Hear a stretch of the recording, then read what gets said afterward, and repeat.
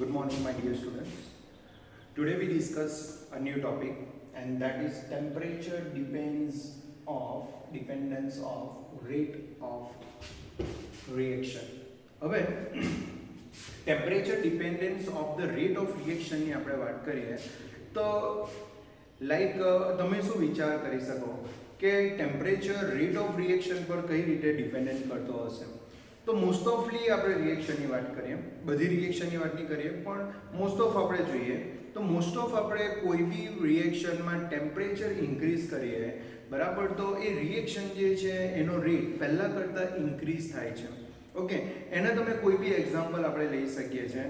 Okay, તમે કોઈ બી ઘરે પ્રિપેરેશન કરતા હોઈએ બરાબર, તમે લાઈક કોઈ સબ્જી બનાવતા હોઈએ અથવા તો એમ સમજી લો કઈ વસ્તુ તમે ડિઝોલ્વ કરતા હોઈએ બરાબર, તો જે લેસ ટેમ્પરેચરે હોય એના કરતાં જો ગ્રેટર ટેમ્પરેચરે જો તમે કરો તો એની રિએક્શન જે છે એ બહુ ફાસ્ટ આવી શકે. સપોઝ લાઈક આપણે ડિઝોલ્યુશન ઓફ આપણે સુગર ઇન અ વોટર લઈએ તો લો ટેમ્પરેચરે સુગર લેસ ડિઝોલ્વ થશે અથવા તો ડિઝોલ્વ થવા માટે ટાઈમ લાગશે. બટ આપણે હાઈ ટેમ્પરેચરે વોટર લીધેલું હોય અને એને આપણે ડિઝોલ્વ કરવાની ટ્રાય કરીએ તો એ ઇઝીલી ડિઝોલ્વ થઈ જશે. તો એનો મતલબ એ થયો બરાબર કે rate of reaction that is depends on temperature, okay. And first time Arrhenius equation explain the relations between the rate of reaction and temperature. Okay, let me see. Most of the chemical reaction are accelerated by increase in temperature. એટલે most ઓફલી તમે રિએક્શનને જોઈ શકો કે reaction એસિલરેટેડ થશે. It means કે એનો reaction rate જે છે પહેલાં કરતાં ઇન્ક્રીઝ થશે by increase in a temperature increase કરતાં ઇન્ક્રીઝ થશે. For example, decomposition of N2O5. Okay, જો N2O5 નું આપણે ડીકમ્પોઝિશન કરીએ તો જો 0 ડિગ્રી સેલ્સિયસ ટેમ્પરેચરે જો આપણે એને ડીકમ્પોઝ કરવાની ટ્રાય કરીએ તો એ ડીકમ્પોઝ કરતાં આપણને 10 ડેઝ લાગશે. સો 10 ડેઝે એ કમ્પ્લીટલી બરાબર ડીકમ્પોઝ થશે. બટ એ જ વસ્તુ જો આપણે 25 ડિગ્રી સેલ્સિયસ ટેમ્પરેચરે જો આપણે રિએક્શન કરીએ એટલે કે ડીકમ્પોઝિશન કરીએ તો બરાબર આપણને 5 અવર્સ લાગશે. ઓકે, એટલે ક્યાં 10 ડેઝ હતા બરાબર, 25 ડિગ્રી સેલ્સિયસે બરાબર 5 અવર્સમાં આ રિએક્શન કમ્પ્લીટ થશે. ને આ જ વસ્તુ જો 50 ડિગ્રી સેલ્સિયસે લઈએ તો 12 મિનિટ 50 ડિગ્રી સેલ્સિયસ લઈએ તો 12 મિનિટ એટલે 50 ડિગ્રી સેલ્સિયસે જો આપણે લઈએ તો 12 મિનિટમાં ડીકમ્પોઝિશન થશે. તો તમે વિચાર કરી શકો કે જેમ તમે ટેમ્પરેચર ઇન્ક્રીઝ કરો રેટ ઓફ રિએક્શન રેટ બી જે છે એ બી શું થશે, ઇન્ક્રીઝ થશે. Okay, the temperature depends of the rate of chemical reaction can be accurately explained by Arrhenius equation. Okay, so Arrhenius gives the first equation who gives the accurately data between the relations of rate of reaction and temperature. Okay, the equation is like that. Rate constant K equal to A into e raised to minus E upon RT. હવે એકચ્યુઅલમાં બરાબર આ જે equation જે છે directly given નથી but એ એણે prove કરેલું છે. બટ એ પ્રૂવ આપણને અહીંયા આપ્યું નથી, બટ બરાબર એ વસ્તુ પ્રૂવ થયેલું છે. બટ અહીંયા આપણે જસ્ટ રિમેમ્બર રાખીશું rate constant K equal to A into E raise to minus E upon RT, where K is the rate constant, A is the Arrhenius constant. કેમ કે Arrhenius એ given કરેલો છે, it means Arrhenius constant આવશે. So A equal to Arrhenius constant. Okay, એને આપણે Arrhenius factor બી કહી શકીએ, okay, ઓર frequency factor બી કહી શકીએ અથવા તો exponential factor બી કહી શકીએ. pre-exponential factor કહી શકીએ. pre-exponential factor કેમ કે આ જે આપણું exponential term છે એની પહેલા આવે છે. એક્સપોટેન્શિયલ ટર્મની પહેલા આવે છે એટલે એને કહેવાય pre exponential factor. Okay, so A is the Arrhenius factor or a frequency factor, or we can say pre-exponential factor. Okay, so rate constant K equal to A into e raised to minus E upon RT. હવે એને તો આપણે describe કર્યું. E જે છે that is activation energy.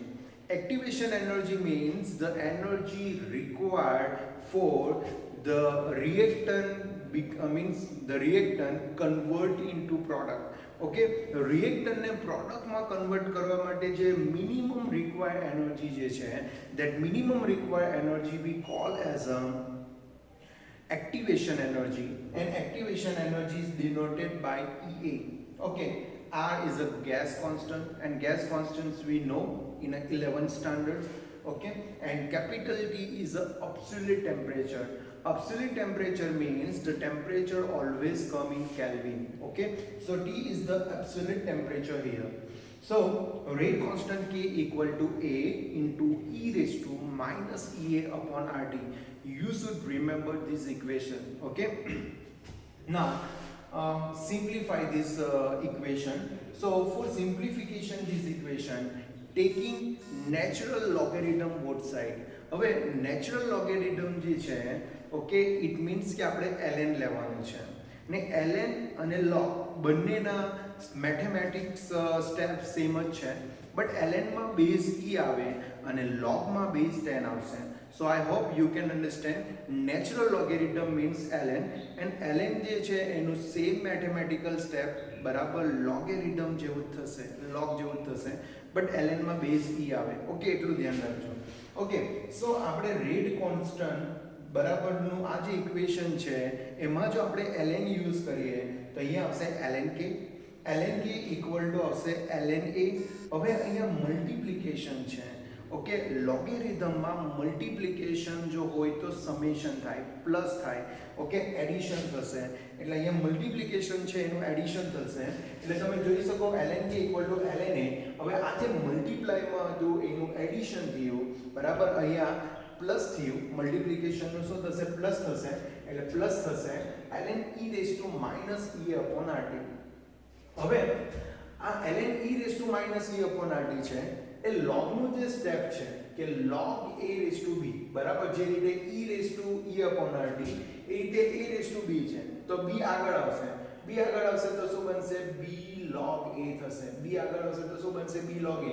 Okay, એ જ રીતે minus e upon rt જે છે એ અગાડી આવશે, બરાબર, તો શું બનશે, minus e upon rt ln e થશે. ઓકે, સો આઈ હોપ તમને આ સ્ટેપ ખબર પડશે. ઓકે, બીજી વસ્તુ આપણને અહીંયા ln e મળે છે ને તમને ખબર છે કે ln નો બેઝ બી e છે, તો ln e base e equal to 1 થાય, like log 10 base 10 equal to 1. log 10 base 10 1 છે, એટલે ln e બેઝ e બી 1 થાય. ln e બેઝ e 1 થશે એટલે અહીંયાથી ln e નીકળી જશે, એની જગ્યાએ 1 થઈ જશે, તો આપણા પાસે ઇક્વેશન આવશે ln k equal two ln a minus e upon rt. So ln k equal two મેં અહીંયા માઈનસ e અપોન rt પહેલા લખું છું ને ln a પછીથી લખું છું. આનું લખવાનું રીઝન એ છે કે આ જે તમને ઇક્વેશન ફોર્મ દેખાય છે that is similar to the equation of y equal to mx plus c. જ્યારે બી y equal to mx plus c, બરાબર, જ્યારે મેં ડિનોટેટ કરું એનો મતલબ તમારે સમજી લેવાનું કે અહીંયા જે આપણને ગ્રાફ મળશે, ગ્રાફ આપણને સ્ટ્રેટ મળશે. ઓકે, સ્ટ્રેટ મળશે એટલે y વર્સિસ x જો આપણે કન્સિડર કરીએ તો y ની જગ્યાએ ln k ને x ની જગ્યાએ 1/t આવશે. જરા ધ્યાન રાખજો, y ની જગ્યાએ ln k અને x ની જગ્યાએ 1/t આવશે. So the graph comes ln k versus 1/t. Okay, y equal to mx plus c છે, so graph must be a straight line. Okay, graph must be a straight line. Okay, the intercept of this graph gives the value of c and c equal to ln a. So intercept c equal to ln a and the slope value becomes m. M equal to remaining value except t, that is minus e upon r. So slope m becomes minus e upon r. Okay, so I hope you can understand. Okay, this equation is similar to y equal to mx plus c. So we take ln k as a yx. Okay, 1/t in a x-axis. Intercept become ln a and a slope become minus e upon r. Okay, so this equation is the simplified equation of Arrhenius equation. Okay, હવે આ ઇક્વેશનથી થોડું આપણે આગળ જઈએ. આપણને ખબર છે કે this equation બરાબર is represent the relations between the rate constant and temperature. હવે આપણે શું કરીએ, ટેમ્પરેચર ચેન્જ કરીએ. જો ટેમ્પરેચર ચેન્જ કરીએ તો રેટ કોન્સ્ટન્ટ કે બી ચેન્જ થશે.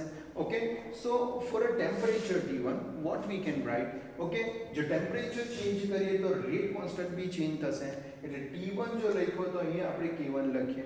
બીજું, activation energy and Arrhenius constant and a gas constants are never be changed. Okay, never be changed. Okay, so ln K1 equal to minus E upon RT1 plus ln A. ધ્યાન રાખજો, temperature change કર્યો તો rate constant જ change થયો છે. So ln K1 equal to minus E upon RT1 plus ln A. Okay, for temperature T2 what we can write, ln K2 equal to minus E upon RT2 plus ln A, and that is equation number 2. Okay, now equation 1 and 2 we get. Okay, if we do equation 2 minus equation 1, equation 2 માંથી equation 1 આપણે minus કરીએ તો ln K2 minus ln K1 comes on left side. Okay, so ln K2 minus ln K1 equal to minus E upon RT2 minus E upon RT1, right, minus E upon RT2 minus E upon RT1, and ln A minus ln A, that must be a cancel out. So ln A અહીંયાથી cancel થઈ જશે. જો ln A cancel થશે તો આપણું equation આવ્યા બનશે. હવે આના લાસ્ટ સ્ટેપમાં જો આપણે જોઈએ તો માઈનસ માઈનસ પ્લસ થઈ શકે, એટલે plus E A upon RT2 છે. હવે લેફ્ટ સાઈડ પર તમે જોઈ શકો કે ln K2 minus ln K1 છે. હવે ln K2 minus K1 that is similar to log A minus log B. Log A minus log B, okay, that come log A by B. Okay, so log A minus log B હોય તો તમે log A by B કહી શકો. Similar way ln K2 minus ln K1 that is come ln K2 by K1. Okay, minus હોય તો divided થાય, okay, અને plus હોય તો મલ્ટીપ્લિકેશન થાય. Okay, so અહીંયા માઈનસ છે એટલે ડિવાઇડેડ થશે, એટલે ln K2 by K1 થશે. હવે આમાંથી E upon R કોમન કરી નાખીએ. જો E upon R કોમન કરી નાખીએ તો 1 upon T1 ને અહીંયા minus 1 upon T2 આવશે. So 1 upon T1 minus 1 upon T2. So ln K2 by K1 equal to E by R 1 upon T1 minus 1 upon T2. ln ને જો suppose લોગમાં convert કરવો હોય તો એના માટે તમારે મલ્ટીપ્લાય 2.3 નો 3 કરવા પડે. એટલે ln ને જો મેં લોગમાં કન્વર્ટ કરું તો મારે મલ્ટીપ્લાય 2.3 નો 3 કરવા પડે. સો 2.3 નો 3 log K2 by K1 equal to E by R 1 upon T1 minus 1 upon T2. ને આ જે 2.3 નો 3 મલ્ટીપ્લાયમાં છે એને જો આપણે ડિવાઇડેડમાં કરીએ, બરાબર, સામેની બાજુ ડિવાઇડેડમાં કરીએ તો આપણું last equation comes log K2 by K1 equal to E upon 2.3 નો 3 R 1 upon T1 minus 1 upon T2. Okay, સો આ વસ્તુ ધ્યાન રાખજો કે જો તમને આર્હેનિયસ ઇક્વેશન પૂછાય, બરાબર, તો તમારે અહીંયાથી અહીંયા સુધીની કેલ્ક્યુલેશન કરવા પડશે, and that comes for 4 marks. That comes for 4 marks. Okay, so it is very, બરાબર, this theory is very most important. Okay, if you don't understand in any step, please inform me by message or by call. Thank you very much. Bye.